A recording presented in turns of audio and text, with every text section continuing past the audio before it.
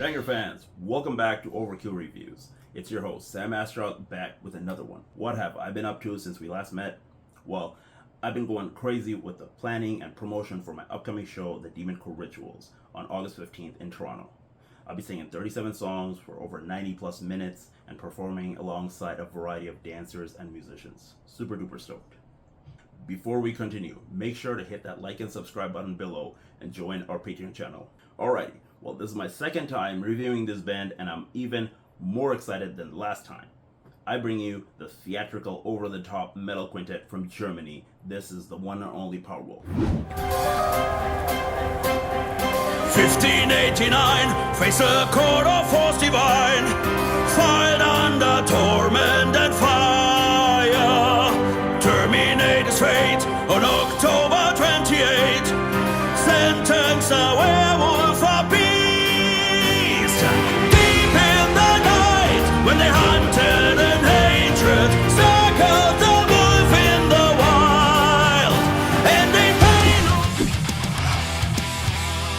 POWERWOLF are an award-winning theatrical power metal band hailing from Germany. They've been going strong since their inception back in 2003. Currently, the band's lineup consists of Attila Dorn on vocals, Falk Maria Schlegel on organ, Charles and Matthew Grewolf on guitar, and Roel Van Helden on drums. These guys do power metal justice while doing it with a twist. The band's visuals use anti-religious themes and images contrary to most traditional power metal music, as well as dressing up in corpse paint with gothic tinged song compositions and lyrics generally about werewolf or vampire legends. POWERWOLF is undoubtedly currently one of the most successful power metal bands worldwide, with several #1 metal chart entries and multiple gold and platinum records. So, continuing on with their crazy track records, Wake Up the Wicked marks the band's 10th studio album with 11 tracks of solid and diverse songwriting. Alright, with that said, let's find out what's special about POWERWOLF's latest album. Whenever I listen to POWERWOLF, I get this uncontrollable urge to yell out, "I have the power!" The album starts off in true power metal fashion with Bless Him with a Blade. A short, quick, fast, and hard-hitting straight-up banger to start the album off strong.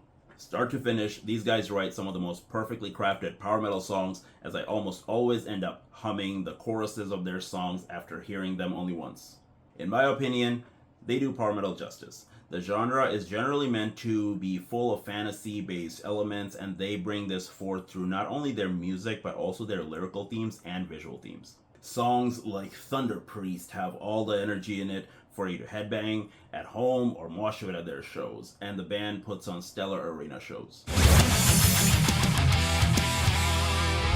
POWERWOLF is sort of a cult phenomenon. Their thematic and musical approach is entirely their own, created over the last 20 plus years.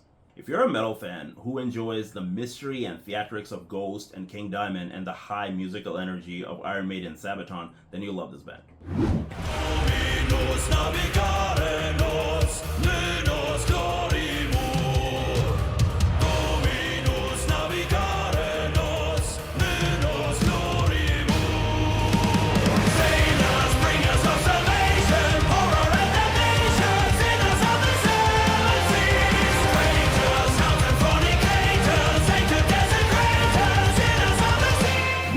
That was Sinners of the Sea, second track of the album, which carries on the band's over-the-top theater production at its full-blown capacity. This pretty much continues on throughout the entire album. Obviously, being a power metal band, POWERWOLF excels at storytelling. Songs like Joan of Arc, 1589, and Vargamore especially excel at this. I'm sure everybody knows about the story of Joan of Arc. 1589 you heard earlier, as it talks about the murderous Peter Stump from the 16th century. The song Vargamore talks about witchy women who dwelled in forests and were said to have magical powers, even controlling wolves. Supposedly, they often provided human victims for the wolves, often by promising sexual behaviors and stuff. This association with wolves has apparently led to much speculation back in the day about the relationship between such women and werewolves. If you listen to this and other albums by POWERWOLF, you can find out about many historic, fantastical, mythical stories spread throughout history. This album definitely showcases more technicality and exploration of various heavy metal styles than before on past albums. While maintaining the fiery technicality and sing-along spirit the band has come to be known and loved for. The only thing I could point out would be that contrary to some of their counterparts, like Blind Guardian or Iron Maiden, who have much longer song compositions at a time, POWERWOLF tends to just kind of stick to writing 3 to 4 minute songs, which can maybe come off as safe to some metal fans, but honestly it doesn't bother me. They're right, solid, straightforward music that's to the point, are commercially appealing, and it seems to be working in their favor, so kudos to them. This perhaps is my favorite point, and although this didn't end up being a single, I think the song Heretic Hunters is my favorite on the album. You probably know why, it's the darkest one out of all the songs. Well, besides that, the album has plenty of attention to sound design. It has everything from crazy riffs, soaring vocal melodies, orchestrations, and even children's choir.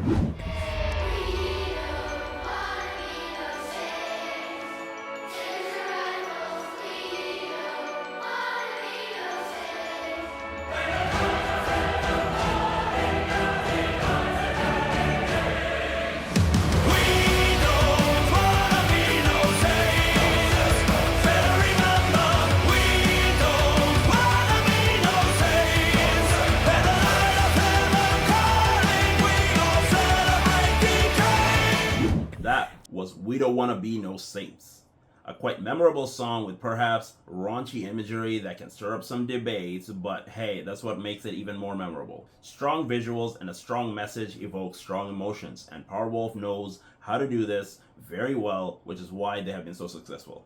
The new POWERWOLF album hits hard, has good surprises, and is full of variety. While staying true to their established sound, POWERWOLF went one step further and showcased a different facet of their musical and theatrical skills.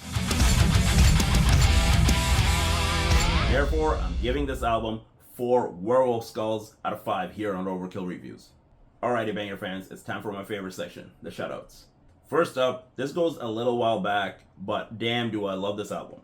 It's Priest from Sweden, who are an electronic gothic band featuring ex-members of Ghost. Their newest album, Dark Pulse, came out on May 31st via Blue 9 Records and was backed by a really successful crowdfunding where they raised over $50,000 from their fans. Mixing various forms of synthwave, cold wave, 80s gothic influence, and at times the album kinda even sounds like a backing track for an old school 2D video game. I saw them live back in UK the first time in August 2022, and then again at the Whiskey A Go Go in LA back in April this year, and both times they put on a stellar performance. The vocalist Mercury has a powerful, at times funny, and very creative, diverse voice, and most notably, hilariously epic dance moves, so you gotta catch him live.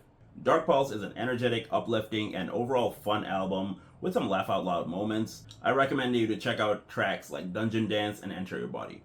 Next up, I got the collab album from 2 trap metal giants, Grim Salvo and Witch House 40K, titled Voistar, which came out on July 25th via 33 Metal Records. Grim Salvo is a duo consisting of Sleuth and Mossback, while Witch House 40K is a solo artist. Both of them hail from Portland, Oregon in the United States and have extensive and strong catalogs. Voistar is a 12-song album with features from the likes of Savage Gasp and Lil Darky, who both go super hard on their individual tracks. The chaotic themes of this experimental trap metal album aim to push the boundaries of the genre by delivering heavy aggression with haunting melodies. The album is dripping with an unsettling atmosphere that fluctuates through dark, eerie soundscapes. It's an emotional struggle that leaves you feeling existential. Last but not least, I got Ackley's, a dark, ambient black metal band from Colorado in the United States. Their latest album, House of the Black Geminus, came out on July 5th via David Moore Morty Productions. This contemporary and progressive black metal album engulfs you in a sinister atmosphere with its haunting melodies mixed with its brutal aggression. The album clocks in at 53 minutes with only 6 songs, with the shortest one being 6 minutes and the longest one being 12 minutes, which actually starts off the album. The band is known for their chaotic ferociousness, but this time around they mix it up with some unsettling and soul-stirring quiet tracks, which both combine to take you on an uneasy, dark psychological journey. House of the Black Geminus is definitely the perfect album if you have been craving some intense and uneasy horror vibes and plenty of nightmare fuel. So Banger fans, what are your thoughts on the latest POWERWOLF album? Leave me a comment below and make sure to subscribe to Banger to stay up to date with all our upcoming videos. Thanks again for watching Overkill Reviews. Sam Astra signing out. Ciao.